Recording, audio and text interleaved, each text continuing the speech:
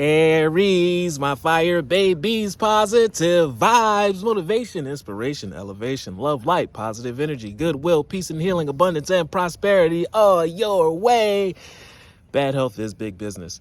I'm here to put them out of business. Head swelling, PTSD, stroke, anxiety, depression, mental ailments, physical illness is at an all-time high, plaguing us at the age of an all-time low. I'm here to heal that with my Fountain of Youth technique. But before that, please like, share, comment, subscribe. This page has been a blessing to you. Your word of the day is wisdom. Be wise. Work smart, not hard. Do not be scared or do not fall away from asking questions and asking for help. Asking for that new level of knowledge, something that you may be missing, a missing piece. But once someone lets you know and gives you those words of wisdom, utilize that, because that's going to help you skip so many steps without so many hardships. It will not be difficult. Work smart, not hard. This is your season of transition. God has a plan for you.